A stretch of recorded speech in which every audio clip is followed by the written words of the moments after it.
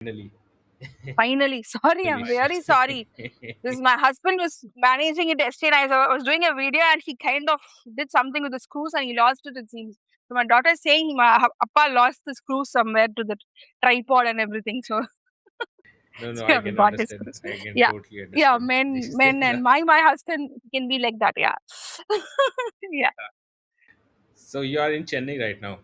Yeah, yeah, yeah. I'm a Chennai. I'm a native of Chennai. So I am one of the indigenous people of Chennai. I don't have a native other than Chennai. So both my paternal and maternal grandfathers, they belong to Chennai. And my both the great grandfathers worked. They were in the World War Two and sorry, World War One, and they were part of this Parayar regiment. That was one of the regiment. We have this Mahar regiment, right? So there were only two regiments based on caste. So one was Mahar and the other one was Parayar regiment. So we are the we Like Periyar, the leader. no the Parayar regiment, the caste name Parayar. Ah, okay, okay, Parayar. okay. So the people confuse a lot with Periyar and Parayar, right? In North, yeah. So Parayar is the community which is like the Tamil Nadu is like we have around, if the caste census is taken, we'll have around 28 to 30% of us, the Dalit population. In that Parayar alone, we will come up to 26%. So we are like the Mahas, we are the majority. We have around 76 subcastes in Tamil Nadu. It's a huge, big number. And so, like Mahar regiment, there was a Parayar regiment. So we all belong to Chennai. So the whole family served under the British, and they were actually, we were never Hindus, so we never got converted like sixth generation Christians. So it's been like that. So so people are, they get very irritated when they call me rice bag. You converted? I said I never got converted because we were never Hindus, and they get like they don't understand how it works. So that is one problem. And then how you're a Christian Dalit, that question comes up like, how do I explain to you religion and caste and in India, caste and Christianity, because I do fight on that thing also. I have a lot of issues with priests here, bishops here in Tamil Nadu because they're very casteist, and so that fight goes on. And then I have to explain to those people how I'm not a rice bag. Even if I'm a rice bag, I always tell them, call me India Gate Basmati purple wala rice bag. That's better one. The flavor is good. Call me that India Gate. So they don't get the fact that we didn't change for because of convert as such for that. And then I do a lot of work on that Dalit Christian theology as well. So it is a multi-level things fight which goes on in Tamil Nadu. So I saw your question. So your questions are mostly focused on Vijay's political entry and Especially the region, because I think most of the people don't understand Tamil Nadu at all. So around the anti-caste politics of the region and how in general the politics operate, I think there is a lot of confusion among people, and you are the best person to decode it. So yeah. yes. And then there's some, when I say there's caste system in Tamil Nadu, I'm a Dalit activist. People from North come and tell me, you don't do that. Dravidian model has abolished caste in Tamil Nadu. I'm like, don't. I live here. we Don't will teach me. we will Yeah. we will come to this question. This is the central question. But before that, I wanted to first of all welcome to Oh, we Anurag started Manish's recording, is podcast. it? I Okay. started the recording. Yeah, Okay. Okay. it's like the conversation is mostly free Ah, flowing around the okay. important ideas. So the first question I wanted to ask about the connection. Okay, by the way, I was just curious while speaking, like, is there also that, like, for example, in Mumbai, if you say Bombay, then locals get very offended. So in Chennai, is there people who get offended if you call it Madras, or how is that I politics? still call it Madras. I still call it Madras. Okay, because I told you I am an indigenous person from Madras, but I prefer the name Madras to Chennai because Chennai comes from a feudal caste, a rich person. His name was Channappa Nayakar. Channappa Nayakar. He belongs to the feudal caste. So he owned Chennai for some time. He owned the Madras for some time. So obviously, when the Dravidian politics here is more OBC dominated, so they were happy to change Madras into Chennai. right? So a lot of us don't accept that. For us, it's Madras only, because a lot of people say when the Portuguese around reached here, they named it as Madras, mother. And to be honest, there's one church which was established in the first century by the Portuguese here, which the church's name is Mother of Lights. It's in Mylapore, one of the heavily Brahmin dominated area in Madras. Is it So near that beach, behind the beach, right? that is Santom. Yeah, that is Santom, and this is also near the beach only. So that's called Las Church. So the Portuguese, when they arrived there, they built a church and they named this place as Madras. But the actual name of the place was Paraseri, Perum Paraseri. So in the British records, because even my next book is named as Perumparaseri, according to the British records, that was the name when they arrived here. That was the name. It was the community's name, and the British named it as Blacktown. They named it as Blacktown because the natives were black. So the British built the Oh, Fort okay. St. George. So the British built the Fort St. George because next to the beach. Once they arrived, they built the fort. They built the Fort St. George. All the armies, everything.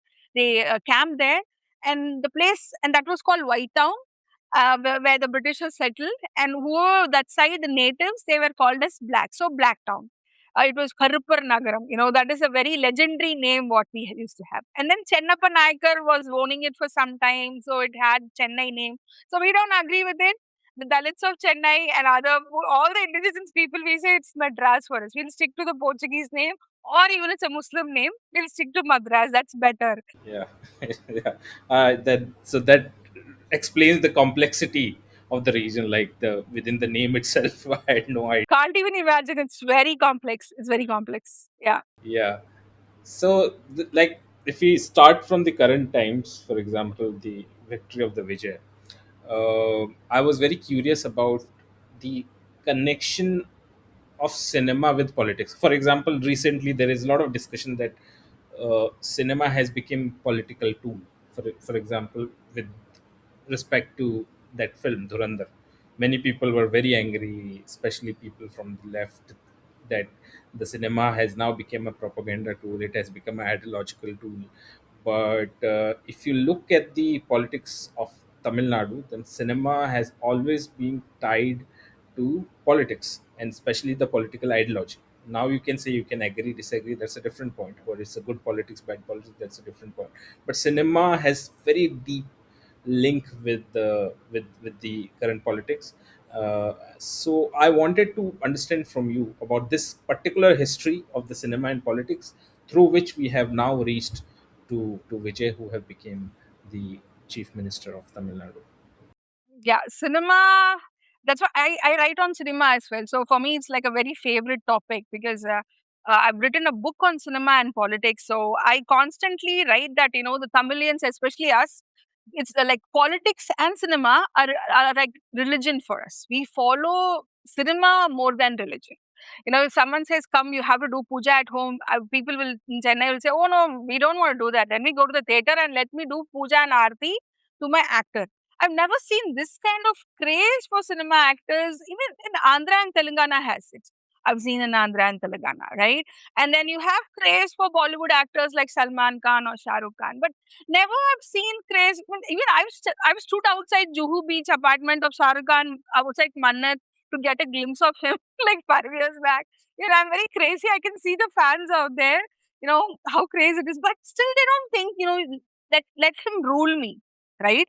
But Tamil Nadu, it's very different. People are like, as soon as someone gives a mass hit, a commercial hit, 3 films, 4 films, then he's, propagated as the next chief minister or even prime minister. Anyone who comes new, Anurag, I'm telling you, there's this actor called Sivakarthikeyan. He was a YouTuber and then he was a VJ and then now he's a mass appeal actor. So his followers want him to be the chief minister. He's like one Kuti Vijay, small Vijay. So there are like many actors who could just act in 2 films and then aspire to become CMs. So this is the current scenario of Tamil Nadu. I always rejected that notion. because most of these actors do not have not spoken about any social justice, things or social issues. They have not spoken, like, about it. For example, Tamil actors, the movies, they're very political, especially Vijay. When you see his movies are very political, like there'll be a villain. For example, there is this movie called Sarkar, where he comes to, he's an NRI, he comes to India, and his vote has been stolen. So his vote has been, cast by someone else. So he, then he becomes a CM and things like that.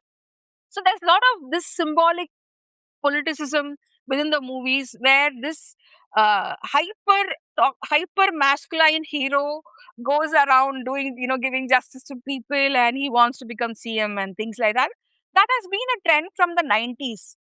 From the time Shankar, you remember Shankar, right?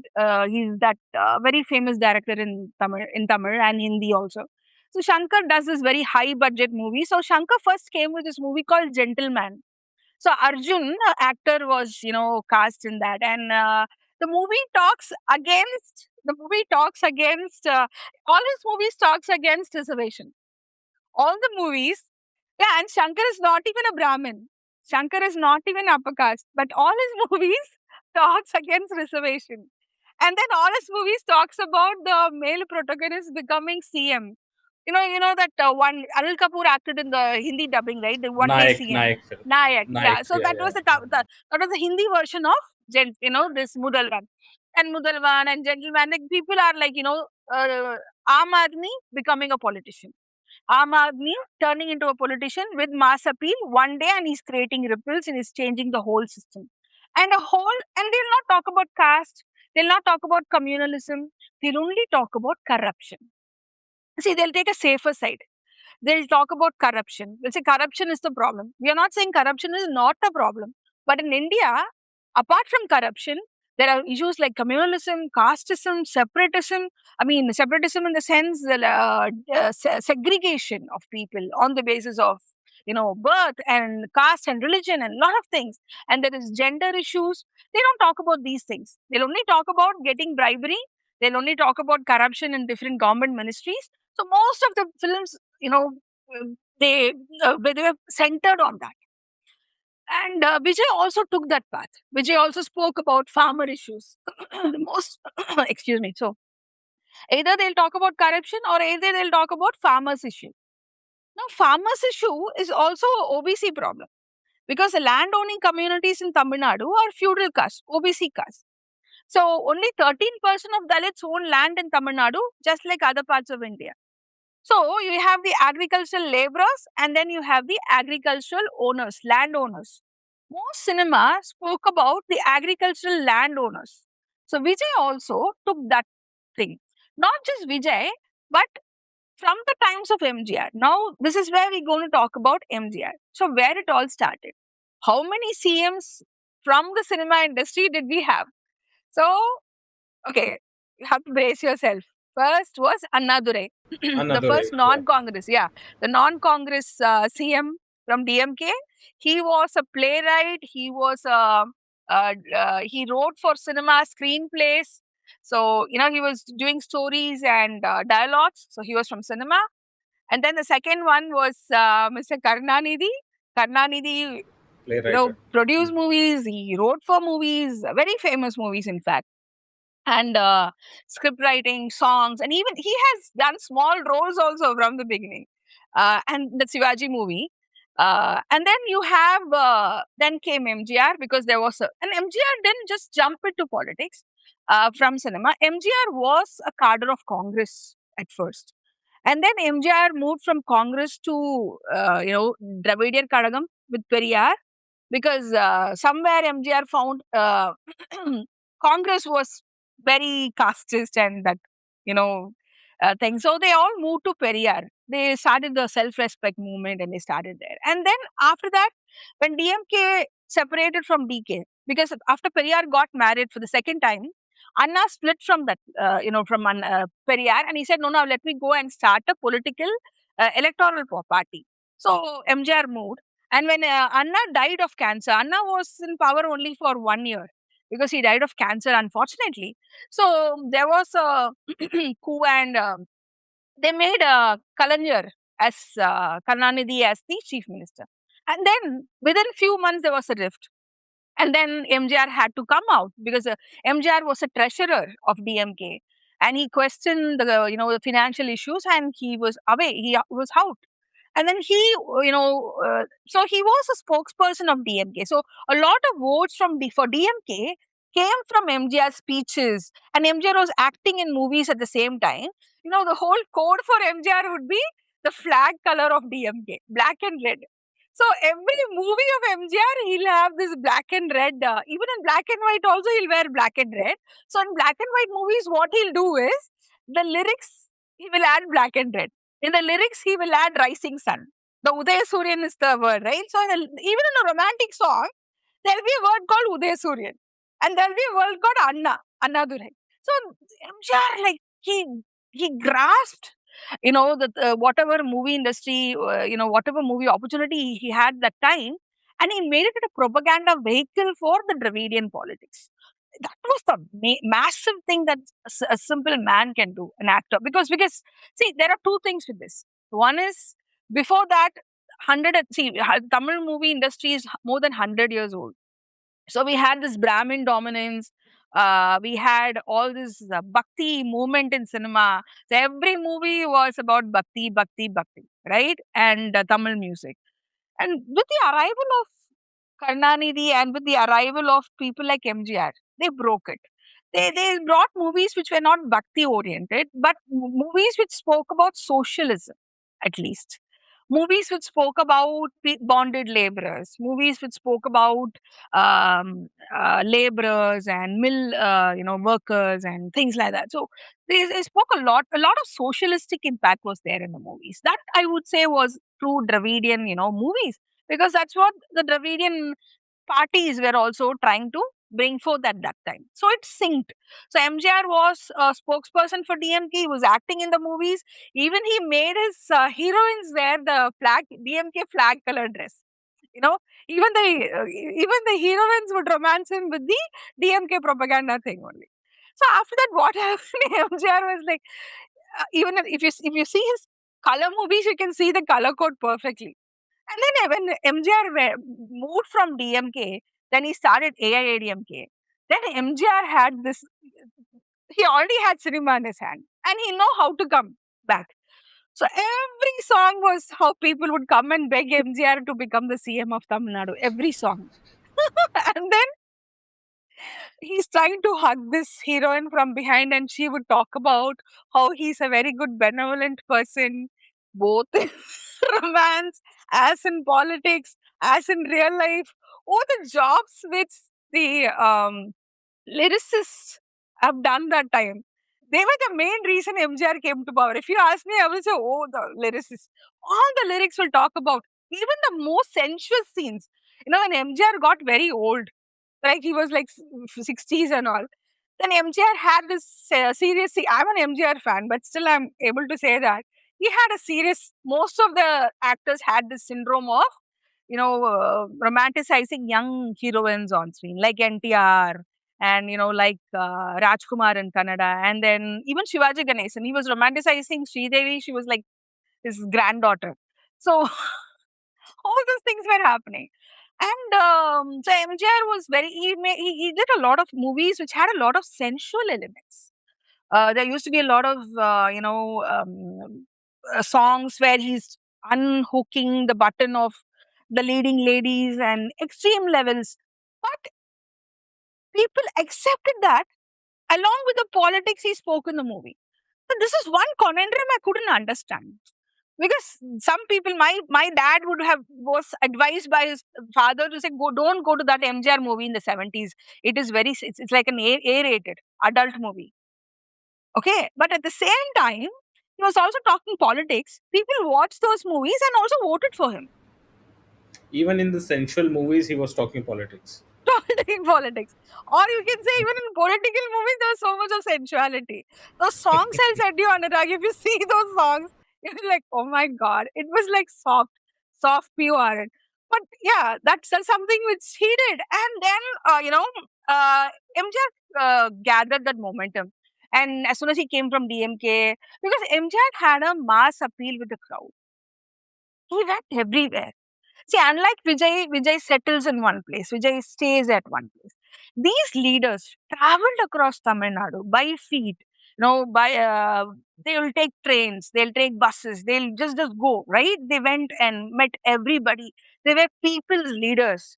People could approach them easily. MJR was easily approachable. See, I'm from North Madras. Every time there is a flood which comes, people talk less about flood. People talk more about how MJR came.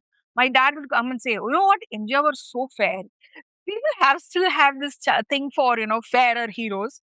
So even in North Madras, they still have this appeal for fair. My father used to say, "Oh, MJR, it was a rainy day and MJR was shining like a sun." That is the description my father gives about MJR. And I say, "Oh, Okay, MJR came in that flood." even in Madras there is a Even in, yeah, it in is there. Madras. Okay. You see, in that flood he came. I saw his thighs. His thighs were glistening in the water like some gold. And I was like, "What the hell?" And that is the charm these actors have on people. Because, see, people of Madras are working class. People of Madras are not that rich. People of Madras are poor, urban, blue collar laborers who do very hard work from morning till night. And then lot of caste exploitation and everything. So, what they had at that time in 50s, 60s, and 70s was cinema. So my area, see, my area, because we've also done this paper with one of the people from London School of Economics, because uh, just my area had around 25 theaters, movie theaters. In one road, there'll be 10 movie theaters, right? But people will be banging in no matter how much the ticket is. They'll get the black ticket and everything, and they'll watch the movies. Movies was everything for them because movies gave them a reality which they couldn't find themselves in real life. Movies, see, MJR acted as a rickshaw person. That movie is, it's called Rickshaw Karan, Rickshawala. For that he got a national award also. Why? Because MJR wore a very fancy dress, very fancy. Not the rickshawalas, because most of them are very poor.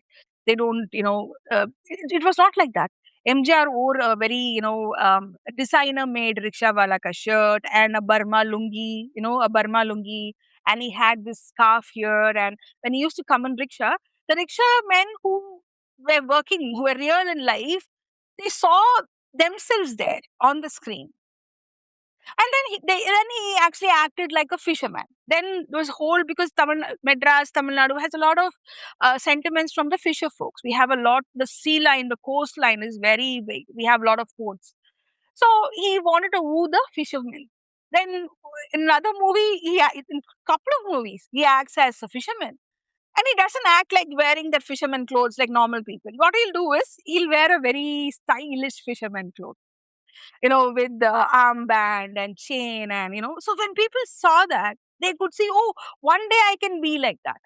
If I vote for him, one day I'll change into this fantasy figure on the screen. And they lived that in real life. So for him, for common man to see him on stage represented by a politician, a number one actor, was very big for them. It was very big for them. So that is one thing which MJR had, more than anybody else, is like Karnanidhi and all. They wrote for films. That didn't matter Even much. Jayalalitha also. Yeah, but Jayalalitha too. She was, MJR brought her into that political string. So I always consider her as an heir of MJR. I will not say she was self-made. See, she was a Brahmin. She had a lot of Brahmin backing. She's an Iyengar, so she had a lot of Brahmin backing. You have, Cho was behind her. A lot of people supported her. Without that lobby, there was no way that she could have come into politics. But MJR brought her. So it was Annadurai, Kalanyar, MGR, and then there was Jayalalitha. Before Jayalalitha, the first woman CM of Tamil Nadu was Janagi. Janagi is MJR's wife. Okay, so she was the CM first.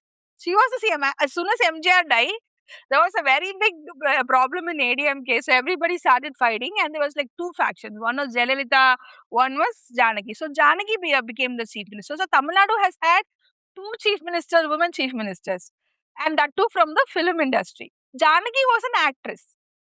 Janaki is both a connected well-known to actress MGR. in Tamil Nadu. Yeah, she was an actor, and that's how they fell in love, and he married her.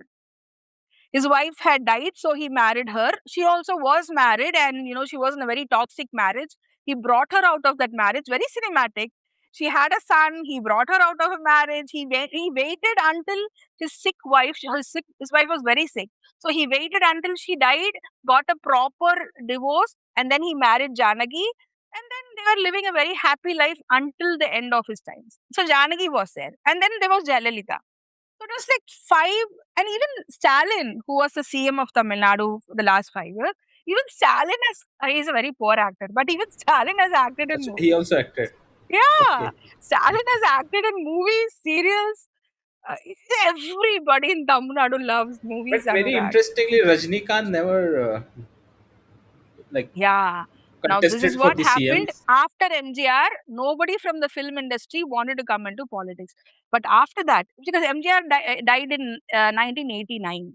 But after that, you have this Rajini throughout 90s, he was making blockbuster movies. And again, Rajini started this whole thing of, again, becoming a CM, whole movie about, doing good for the poor people, the farmers and everything. So he gave an idea to people that he's going to come into politics. So everybody said, "Oh, next CM is Rajini only." And again, Rajini is lyricist. All were made to write every lyrics. Even that's why same like MGR. Every song will have a lyrics called "I love you, my sweetheart." When are you coming to politics? So uh, it's like it's crazy. Meena will be dancing around him, very scantily clad, and she'll be dancing around him, talking about romance. And then she'll ask, "When are you coming to politics?" And he'll say, "Time will come." So every movie he'll say, "Time will come." Oh, he built a momentum. Everybody thought Even he, Rajni, huh? yeah, even he came to like Paranjit's film, the recent film. Yeah, that and all is very late, Anurag. 90s only, everybody thought he's the next CM. And when he had a, see, and then there was another funny thing which happened. Jayalalitha lived in Poise Garden, which is a very famous locality like Juhu or something, and where actors and all reside. So Jayalalitha resided, when she was CM, she resided in Poise Garden. Rajini's house was there. And then Jayalalitha had a lot of restrictions, people moving through the area and things like that. So Rajani was made to wait in his car for 5 or 10 minutes because of some crowd at home. So Rajani took it personally. And then he made it a political agenda. He said, "This woman versus me." Just because he had to wait for Just 10 because minutes. he was made to stand there for 10 minutes. And then he made this. Rajani also is known for this super toxic masculinity movies. There is a series of movies which is Rajini's hyper masculine. So this movie called Padayappa came. So Ramya Krishnan, he imagined as Jayalalitha. So Ramya Krishnan will talk in English. Ramya Krishnan will have her legs, folded, and she'll be sitting like that, wearing modern clothes. And Rajini will come and give advice on screen saying, women who talk in English, women who are very assertive are bad women. And he'll talk like that. And all those dialogues were actually targeted towards Jayalalitha. Okay, and then Okay. yeah. Okay. So Just because of that weight. that's because of bait. Yeah, he was he has been his co-star. She has been his co-star. She has acted in movies with him. He didn't care about that. Paul, his ego, his toxic ego. Yeah, so much insecure. All these heroes are like they're very toxic. They are very insecure. And then Although he behaves very 96. humble, like extremely humble in public appearances. Nothing. Like So everybody in Tamil Nadu behaves so humble when they are in the public. Like oh, extremely humble. no, they are very narcissistic. A lot of the male lead actors can be megalomaniacs. That's what I call them. Now I don't know how they will take after they've come to politics and become CMs. I had that freedom to write 3 4 years back about them. They always consider themselves as kings who rule the state. So, in 96, when Jayalalitha's first tenure was over, DMK took Rajini's help. They wanted Rajini's help. So, they thought Rajini will come ahead in politics, at least at that time. Rajini didn't do that. The only thing is, Rajini came out of, it was very cinematic. Oh, Tamil Nadu has a lot of cinematic moments. I still remember. He came out of the airport, he went to Singapore, something. He came out of the airport, he said, "If you vote for Jayalalitha, Even God cannot save Tamil Nadu. That one statement. But she already had anti-incumbency against her first term, and she lost. But everybody said because of Rajni only she lost. And Rajni, again, he built that, just to see MGR was a politician. He was doing politics, used cinema for his political, movement, mobility. But Rajni, he had no thought of coming to politics, electoral politics, but he made sure that people think that he's doing politics so that his movie can make cross. Okay, so he harvested that sentiment of people. He fooled people. He fooled people. So until for 3, 4, 5 years back, he said, I'll start a party." He didn't do. I always feel Rajni does not want to bother so much about coming into politics or face the criticism. I don't think he wanted to face the criticism, because the criticism what Vijay is facing after coming to power right now, I don't think Rajni would be able to take it. But Vijay is taking it very well. Because I thought Vijay could not take criticism. I thought Vijay will not come to politics. 2, 3 years back, when I was on TV panels and I was talking, I always said, "Oh, Vijay is also doing a Rajni act. Most probably he'll not come to politics. Most probably he'll not talk about these issues." Or I was very adamant in saying that even after he comes to politics, he'll not talk about caste or things like that. Maybe he'll still talk about corruption only, or he doesn't have a spine. And I didn't even think he'll win more than 3 seats this time. Nobody thought. So what has happened in Tamil Nadu? It's just like a movie. It's just like a Shankar movie. We never knew this could happen. An actor, because the first time after MGR, an actor who was not into politics directly comes to politics and just wins in his first election. Even MGR did not win in his first 2 elections. It took him like 10 years. But for Vijay, it happened like miraculously. So many people from cinema. Why so people know that if they come from cinema, they have a huge appeal because people worship them. You can see in Tamil Nadu, for every cutout, they pour gallons of milk over the cutout. Yeah, people tear their hands and necks and throat, and they just bleed for these actors. I don't know what is this about. I just hate this Anurag. Yes, unfortunately, unfortunately, Tamil Nadu is not free from it, and we still have the whole thing. And Udayanidhi, we forgot Udayanidhi, no? Udayanidhi, son of Stalin, he was supposed to be the chief minister this term if we won. Udayanidhi is a very, very bad actor, but see, he still went ahead and acted in He got popular with that statement, no, Sanatan Dharma statement. He doesn't know. Believe me, he doesn't know what is Sanatana Dharma. He can't explain. He doesn't know. But in See, North, he got yeah, infamous because of that. see, I gave you a list, right? I gave you a list of who were the chief minister. Even Udanidhi doesn't know that. Believe me, he can't be a part of. He's never been a part. See, I'm not mocking him because I'm against their politics or something. But I started, talking against DMK's politics because of mediocre presence from the family. So Udaynidhi also acted in movies. Even in acting, he was mediocre. In dialogue delivery, he was mediocre. When he became deputy CM, he was mediocre. So everything is about mediocrity. The nepotism does that to people, and see, we have people like Karnanidhi who were like really good. Karnanidhi was not educated. He never had a formal education, but Karnanidhi had brains to think out of the box. To appeal to people, to talk, the oratory skills. Right? That was there. MGR did not have formal education. MGR was very poor, but MGR could deliver his speeches. He could think for the state. These people were statesmen. But Stalin, except for PR, except for ad agencies, he didn't have anything. And same with Udaynidhi. So people voted against them. It was not like Vijay's appeal alone. It was not just cinema appeal alone. Last 5 years have been horrible in Tamil Nadu. For Dalits, for women, for activists like me, for whistleblowers, for human rights activists. There's been a lot of RTA activists who have been murdered. A lot of activists against sand mining, illegal mining have murdered under the nose of the chief minister. Drugs problem. Oh my God. There's so much drugs problem in Tamil Nadu. If I just hop just down my house, you can see people. There's weed, there's methamphetamine, there's coke, there's everything there. You name it, you'll have it here.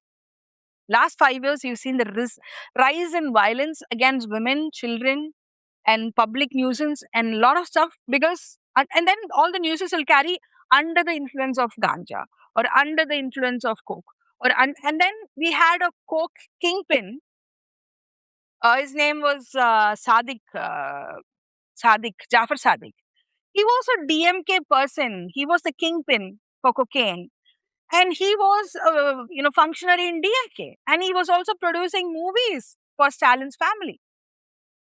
So obviously, people were very angry. All this information came out. And then there was a lot of honor killings, a lot of, custodial torture deaths, 36, 27 police custodial torture deaths, and there were like 10 judicial custodial deaths. And then women were not safe. As a feminist myself, I can roam around Bombay anytime in the night. I can go, even Delhi, I'm not that scared. I thought Chennai was free, but Chennai has also become like that. So you can't stand on the road after 10 o'clock. So, there's a lot of rapes and molestations. POXCO cases got increased by 50%. Caste atrocities got increased by 45% the last 5 years. A lot of things were happening, and Stalin was more focused on creating advertisement or a PR called Dravidian model. Dravidian model where nobody was free or speech. Oh my God, freedom of speech. You will not believe, last 5 years, everybody of us were threatened on. As I told you, my phone was hacked. Like everybody's phone was tapped. Nobody, and Tapped there were by the cases. government. Yeah, yeah, by the government. And this guy called Sauku Shankar, he was a whistleblower. He brought out all the news from police and CM and everything. He was like jailed 3, 4, 5 times. He's still in jail. They came to his house and they poured water from sewage into his home on his mother. His mother died just before the elections, and he is the nephew of Congress MP Sashi from Tamil Nadu. He's the his sister's married to Sashikant. Sashikant's mother-in-law had sewage water, drain water poured on her by people who supported the Tamil Nadu Congress president, Selva Perendakai.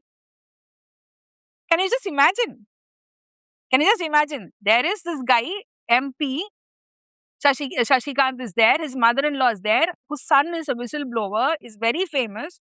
And then you also have the same Congress ka presidents, people come into the house and pour sewage on her because this guy called out about a sewage scam. Oh, oh, All these things happen. So the thing is that all these never made it to the news, Anurag. What happened was, as I said, there's this Godi media. You have Godi media there, we have Daddy media. Because Stalin called himself daddy. I don't know what makes him he called used to that call way. himself daddy. Daddy, Appa. He Yeah. himself used to call. Okay. Yeah, Appa. So Appa. So he gave a name because there was Jayalalitha Amma. So he wanted to become Yeah, that's Appa. right. Yeah. Yeah, So yeah. and then everybody were like they brought out all the mainstream media channels. So nobody spoke about these issues. Nobody, and only people like us constantly sat on social media among people trolling us, abusing us, talking about these kind of things. So I think Vijay cultivated everything. So there was this anti-incumbency. And then there was people were waiting for a new messiah to come, and that from the screen to there. And the last 10, 20 movies of Vijay has been about politics, one way or the other. It spoke about politics. It spoke about a lot of stuff. But this time it was the Dalits, Anurag. Last time we Dalits, 65% of us voted for DMK. That is the data. But this time, all of them shifted to different parties. Kind of supported a different party, and a lot of them went to Vijay. Last 3 years, I've been monitoring a lot of Dalit youngsters. Vijay is not a Dalit, but still lot of Dalit youth. They found Vijay to be a safe space. They found TVK as a safe space. So today is Pandit Ayodhi Das's birthday. Pandit Ayodhi Das was the front runner of Dravidian politics. He was the one who coined the word Dravidian. He was the one who coined the word Tamil itself. He was there before Periyar and everybody. He's the first Dalit leader to even be politically so good. During DMK time, we used to plead for Stalin to write about him or speak about him and things like that. But today, Stalin has gone and garlanded Pandit Ayodhya's statue and stuff like that because Vijay and all his cabinet has done it today. So since Vijay is doing all these things, now they want to be pro Dalit because Tamil Nadu has been an OBC playground, OBC football field. So this will be OBCs. This will be both the teams will be OBCs only, different types of them, and the ball is the Dalits. Football is the Dalits. So they used to hit us here, there. We were the ones who actually built the Dravidian model itself, Anurag. Why I'm talking to you today about that is because Ayodhyadas Pandidar is the one who, who wrote that Tamils are not Hindus. He said Tamils were never Hindus, they were not religious. And they had something similar to Buddhism, Tamil Buddhism, not the new kind of Buddhism, but Tamil Buddhism, where they only spoke about knowledge as God. And they didn't have a God or worship God, there was no caste system. So, this is what Pandita propagates. And he only coined the term the Dravidian thing. And he was the one who's constantly worked with the British to get a lot of benefits for the Dalit community and the OBCs of Tamil Nadu, for the Shudras and the Dalits. All the people here, see, I'll tell you who and all have been here. Ayodhas Pandidar, Reverend John Ratnam, and then you had Rettamala Srinivasan, and then you have MC Raja, and then you have Swami Sagajananda, and then you have Tandai Sivaraj, Meenambal Sivaraj, Madurai Pillai. You would have not heard these names, right? You would have not heard these names. Only MC These Raja I have. yeah, these are the people who got all the benefits for Dalits even before Periyar became Periyar. Reservations, we got it. The depressed class reservation, we got it in 1926 itself, thanks to these leaders. Rettamala Srinivasan was part of London Roundtable Conference along with Ambedkar, along with Baba Sahib. He was there representing Dalits from Tamil Nadu, Madras Presidency. And then Rettamala Srinivasan is the reason we have Act in 2026, in 1927, for entry into temples, public spaces, taking water from every, public wells and everything. That act itself was brought by him in the Madras Legislative Council. And then these were the leaders, Ayodhas Pandidar and Rettamala Srinivasan are the leaders because which we got 11 lakh acres of land from the British Dalits in the early 20th century. We got 11 lakh acres. Just imagine 11 lakh acres of land from the British. Then we all the hostels, all the free schools, all the benefits before independence, we got it because of these people who really, really did some amazing stuff by working with the British. People will question, oh, this is not nationalistic, yeah, this is not. See, at that moment when the whole India, Gandhi and everybody were creating another propaganda against British, they were going for freedom and independence. These people spoke for civil rights and was working on for that. Imagine the amount of shame they would have gone through. People would have shamed them. They will say, Gaddar hai tu, right? They'll say all those Durandar kind of things. You are Gaddar. They'll say, Madras presidency files, another story only will come from this guy. So they were like spy, they were working with British and they worked with the British. At the same time, they demanded independence. And at the same time, they also demanded self-autonomy to the people of Madras presidency. And they did a lot of amazing stuff. I'm telling you, those colleges, those schools are still there. And because of them, we had everything. But that, I told you, that 11 lakh acres of land which we got from the British, we only have 5% now. Post Dravidian model, post DMK's thing, everything is gone. We're trying to, get those lands back. We're trying to get the benefits back. So this is a fight where what happened in Tamil Nadu in the early early 20th century is that DMK, they said we're going to eliminate Brahmanism. Instead, they replaced Brahmins and they became neo Brahmins. So that's what I say. Even if Brahmins, see, Tamil Nadu has only, ha. So when people say, Bahujan politics, from north they come and say Bahujan politics. I said, don't say that Bahujan politics, because in north the dynamics is very different. In south, only 3% are Brahmin.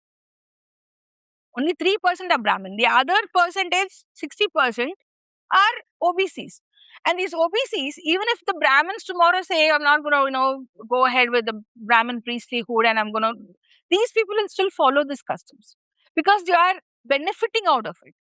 Political power. DMK has had 72 district secretaries. According to a population, we should have at least 15, district secretaries. Instead, we have only one Dalit, one Parayar as the district secretary in DMK. DMK was founded by Dalit icons like Satyavani Muthu. Satyavani Muthu was Annadurai's right hand. She was the first Dalit woman minister from Tamil Nadu to become a union minister because of MGR. She joined DMK. She founded DMK along with Anna. So there is a deep contradiction between what is should be the ideology of the Dravidian movement, especially when you look at from the outside, and what exactly is happening on the ground in Tamil Nadu. There's a huge contradiction. Yeah, it's a very huge contradiction, and they have actually did a lot of PR with this for the last 6 years. They had media under their control. They had the literary side in their control. They had a lot of people under their control who went and said different things about the reality of. For example, when you travel to US, I traveled recently last year. So I traveled to different parts. They're like, oh, India is very rich in culture. India is so good. You people are very hospitable. When a foreigner says that, see, I'm a Dalit. As soon as they say things like that, what happens to me is like, I'm like, wait, what is a caste system? And then I have to teach about caste system, right? You can't accept the fact that they're, see, I'm very proud of my country. I love my country. I'm very loyal to it. But at the same time, there are so much of inequality in this country, right? Apart from this wonderful thing called the Indian Constitution. I just love the preamble of the Constitution itself. If you ask my baby, I'll say, who gave the preamble? My baby will say, Buddha gave to Ambedkar. My 5-year-old, she used to say, Buddha only gave it to Ambedkar because the preamble itself is so good. But the culture of this land is not that good. Because the people are treated very poorly. Why, because you're a Dalit, as a Dalit woman, why I talk so much of intersectionality? It's like the amount of disrespect I get in my country, right? So when I go to US, when people say those things, then I'll step up and say, no, you're wrong. India might be rich in culture and it's very diverse and everything, but there's something called caste system. So without looking at caste system, you cannot talk about anything. You shouldn't talk about anything, right? It's exactly the same. A lot of people have faced it, Anurag. Lot of people who travel abroad had to, explain this about India. The same thing happens when I'm a Tamil. I'm coming from Tamil Nadu and I'm traveling to, I've spoken to students from Jadavpur, thanks to Subhajit. I was talking to them, and then I've spoken to a lot of students across India. And then when you say you're from Tamil Nadu, oh, you're a very, they're like, go, pink eye, blue eyes, and they're, oh, this is like, you come from Tamil Nadu, it's a very progressive land and everything. And then you have to stop them and say, who got this information there? It is not that progressive. No, for example, I'll give you an example. They said the Dravidian model is very progressive. They believe in Periya's ideology and things like that. The Dravidian parties, especially DMK, had this, they accepted Brahmin priestlyhood. That every government scheme will start with the Brahmin priest doing puja and opening the ceremony. Not a single scheme or a new plan or a new thing will be opened without a Brahmin priest doing the puja, during that puja. This is what happened. And the state is very superstitious. You don't know how many times I have to lie with my teeth about, being a different caste just to get the house. And once they came to this house, and here I'm telling you this place, and once I started talking on TV and everybody came to know I'm talking about Dalit politics, a lot of my neighbors stopped interdining with us. People who have taken food with you already, thinking you're from a different caste. They stop taking food with you when they come to know that you're young. That is the state here, right? And then I'm from the urban area. So I'm going through so many stuff. Just imagine. See, even I was a Dravidian fangirl. I voted for DMK until 2021. I was going around until 17. I met with Durga Stalin. I met with Kanimuri. I was like going gaga over Dravidian politics and everything. But once I traveled to Madurai, once I traveled to the rural areas, once I actually became an activist from being just a voter, everything changed for me because places were segregated, segregated living. In urban places, rural places, we have Cheri. See, where I was born is called a Cheri slum. So that slum is segregated from the other part where other castes live in Chennai itself. And then if you go to rural areas, the Cheri or the slum will be at the outskirts where pigs are there, where crematorium is there, that nobody can, live. That kind of place is where Dalits live. And then you have different street names according to caste. And then different names with caste itself. Naikar Sandhu, Naidu Sandhu. There'll not be one Parayar Sandhu, no. But there'll be the OBC caste names everywhere. And then they say, in Tamil Nadu, they have, removed caste names. Oh, very good. Every hotel has Devar Hotel. There is Devar Mess. There is Chettiar Mess. There is Iyer Mess. There is Iyengar Hotel.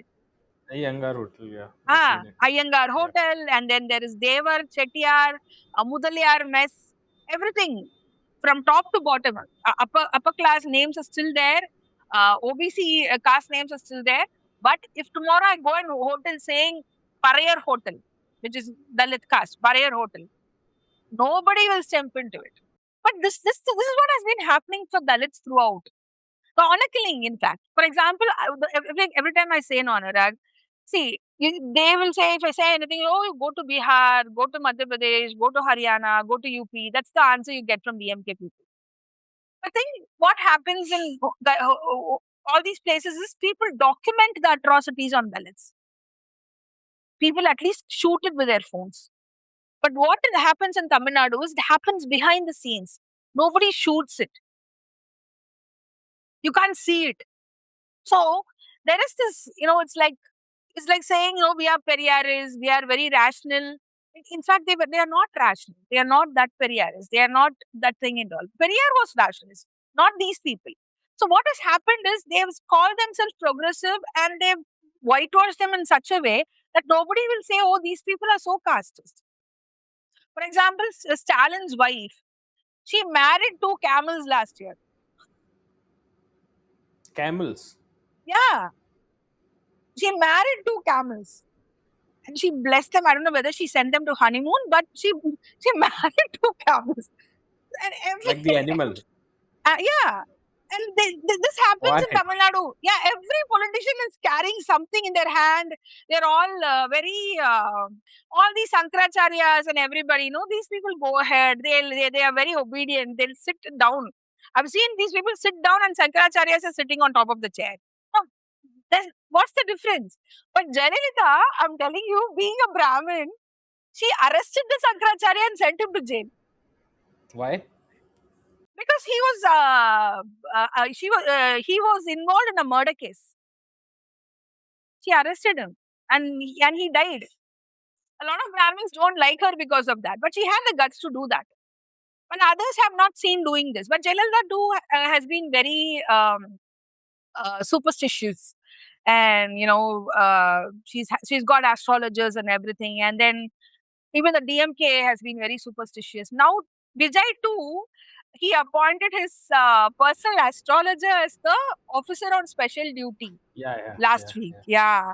And we were like, what are we like tasting the same thing again? It's like, and then we all then protested and then he took it back. Yeah, at least he did that. So a lot of astrology related things, a lot of black magic, politicians getting into black magic and, these kind of things. It is very common in Tamil Nadu. So when people say, oh, see how it is there in North, how it is there, I'm saying there's no difference at all. India is one India. India is one India. Same caste issues, same communalism, everything. But done in a very nuanced way in Tamil Nadu. They'll not show it off like. But when you travel across Tamil Nadu, you'll see the discrepancies. You'll see the inequalities. You see how Dalits are working as bonded laborers. Even today, 19 bonded laborers were free today from Tiruvannamalai brick kiln. When you meet people like that, these stories have never come out. The Irlas, Tamil Nadu has a very diverse tribal community background, and the Irlas form the highest number of people, highest in population. The Irlas are still eating snakes and rodents, and they don't have Aadhaar card. And just because they don't have Aadhaar card, they're not able to put their children into schools. They can't get ration. And they are, as like the movie called Jay Beam came, they are still getting prosecuted in false cases. So I think Suganya Sanstha did this case she filed this case, she report, right? Like in whole of India, every prison has caste-based segregation and work. Tamil Nadu was in top three. Tamil Nadu was in top three. And a lot of the people here in custody are Dalits and Muslims in preventive custody. They've been in preventive custody for almost 10 years without any case on them, without any judicial intervention. See, these are the things which we want people to talk about. So when I want BAPSA, JNU, I have student movements going there. I see student movements in Delhi, North, everybody, they're keeping the photos of Periyar and Ambedkar and they're talking how progressive Tamil Nadu is. No, that is not your job. Everybody can do that. That is an easy manipulation. Everybody can do that. I want you students, I want you politically involved students to come ahead and ask the question why Tamil Nadu does not have student unions, political unions. It's been banned by DMK from 1960s. DMK came to power with student agitation against Hindi imposition. But after 70s, DMK decimated student unions in Tamil Nadu. There is no student union at all. They have a student wing. But Tamil Nadu student politics has died. It was not a There's no natural student course of death. politics in the colleges. Yeah, no, nothing. At least Karnataka is reviving its student politics now. But Tamil Nadu, no, you don't have student politics. See, the pattern across the country is the same. The pattern across the country with tribals, Dalits, everybody is the same. Agricultural labor, same problem, no land. But we are not focusing on that. Instead, we are saying, oh, Tamil Nadu has a Dravidian politics. It has so much of legacy. So Tamil Nadu is good. So there is a need for us to talk about actual history, the history which people have not spoken about. Especially like, for example, like people like Ayodhya Das Pandit, why we are starting to talking about him. It's like he said Dalits are not Hindus at all. Tamils are not Hindus at all. It's a political statement. It will change the whole political scenario of the country, of the state, of Tamil Nadu president thing. So we are talking about that. And then we talked about, let's talk about the present. Let's accept the fact. See, Tamil Nadu's food is very good. Tamil Nadu has a lot of resources. I'm very happy about it. But half of my hills, the last 5 years, DMK cut off hills. If you see the photographs of the hills down South Kanyakumari and Narkoil, see, Kerala is building a port, Vizhinjam port. That is Adani port. If you go to Kerala, people will say, oh, this guy said no Adani. And then with Adani only, he's bringing up a port. Tamil Nadu also said the same. Last, in ADMK period, Stalin said no Adani. And now Adani and Stalin are very best pals. They eat together. Adani from the airport goes straight to Stalin's home. And they are building a port here. Yeah. Tamil Nadu government, they used to say BJP is winning elections because of EVMs. Now Stalin every day is saying Tamil Nadu, Vijay won the election because of Instagram. That is the difference. See the jump of the narrative from EDM malfunction to EVM manipulation to Instagram reels. Instagram manipulation. Yeah, and Stalin is blaming. Yeah, Stalin is blaming kids. Stalin is blaming the Gen Alpha kids, saying they are the ones are the reasons behind the parents voted for Vijay. Hey, I forgot to tell you, Vijay is my constituency chief minister. So I'm actually so I'm actually looking forward to my constituency to change into something really super cool. Yeah. Unfortunately, I didn't vote for him. But if I meet him in person, I'll tell him that I didn't vote. But still, I kind of supported him during various things because people were questioning like how could a person from movie can come ahead and become a chief minister. And I think anybody can come to politics, right? Except for the fact that they should have a sense of society. They should understand Ambedkar. I forgot to tell you a very important thing. Most parties rejected Ambedkar in Tamil Nadu, except for the Dalit parties. A lot of parties never put Ambedkar in the foreground. But Vijay, once he started the party itself, he propagated Baba Saheb Ambedkar as his ideological head leader. He put three, four people in that. Ambedkar was very important. Never seen in Tamil Nadu, mainstream political party put Ambedkar's smallest picture also. This is the first time somebody had did. He did it 2 years back. He put Ambedkar's pictures and he published a book, which was a compilation of articles on Baba Saheb Ambedkar. So someone who gives importance to Dalit leaders, especially Baba Saheb Ambedkar and the Constitution. So we have not seen this before. But this has not happened before. So especially if he's an actor, but he knows the importance of Ambedkar. He knows the importance of Pule, right? He knows the importance of Periyar and other stuff. So, I mean, he can do better if he has that, let's see for 6 months, let's sit. Because we've seen a very authoritative governments. We've seen, there have been CMs who have two wives at the same time in the state, right? And no, no other state would say as for it. And this state has seen worse things, as I told you. We've seen worse administrators. And we've seen Stalin has not given one press meet, random press meet in his life. He had the questions mark and he'll say number one question, Putzlo. They'll ask the question, then he'll answer. He's just like we had a Modi model for the last 5 years. Just like Modi. Just like Stalin and Modi, they call themselves it's very different, but no, they are no different. Modi model and Stalin's Davidian model are both the same. Photograph, PR, dancing, music, all this kind of all the whatever it is that's what happened in the last 5 years. Yeah. So fortunately now things have changed. So fortunately things have changed. So we've seen the worst. Right now we can see what Vijay can do. It's a very this is after 60, 70 years we have a third front. We have a third front. We never had a third front. And a front which is not with BJP. DMK has been with BJP. DMK aspired to be, you know what DMK did after the election results?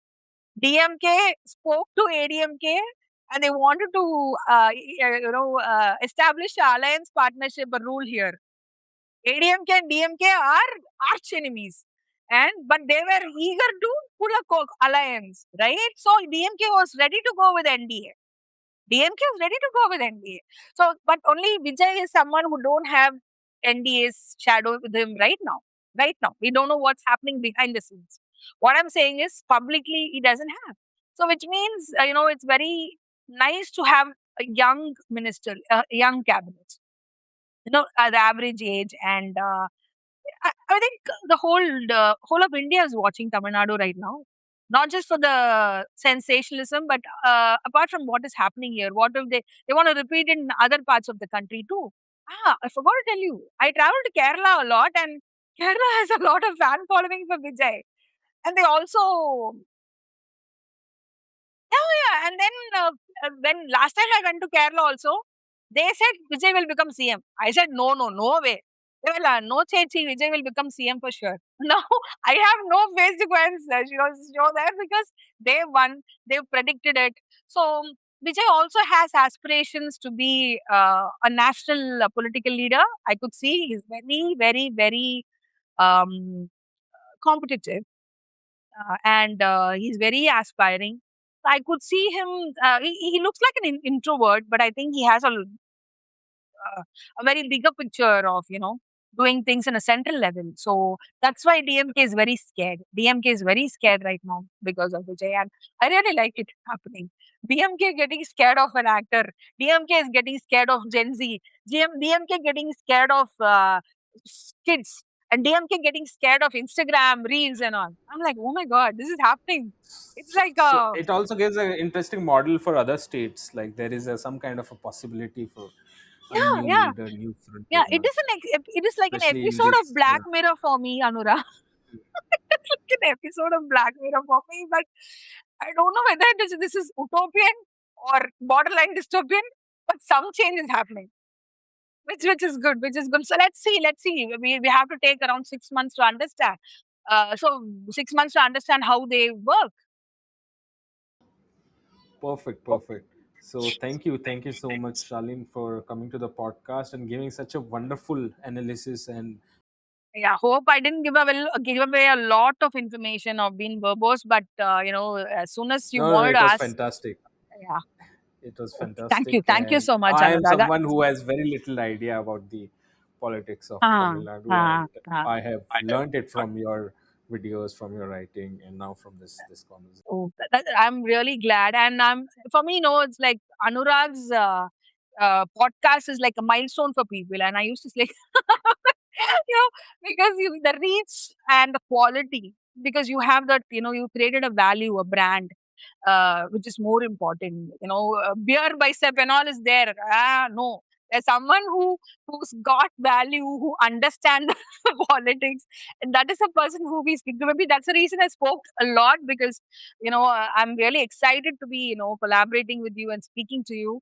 And thank you so much. Thanks a ton, and hope to meet you soon in another. Yeah, These long form conversations, so yeah, it's totally fine. Yeah, yeah, yeah.